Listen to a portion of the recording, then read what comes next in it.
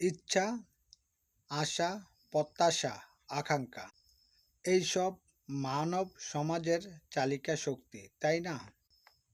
যদি কেউ আপনাকে প্রশ্ন করে যে আপনি কে, তবে আপনার উত্তর কী হবে বিবেচনা করে দেখুন।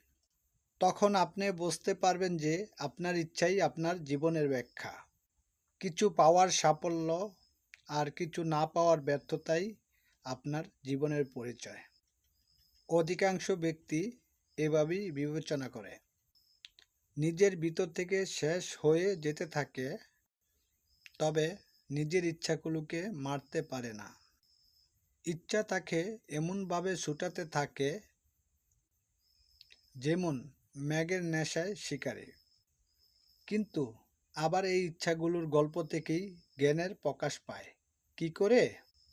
যখন ইচ্ছা অপূরণ থেকে যায়, আশা ভেঙে যায়, তখন সেখান থেকে জ্ঞানের কিরণ প্রবেশ করে মানুষের হৃদয়ে।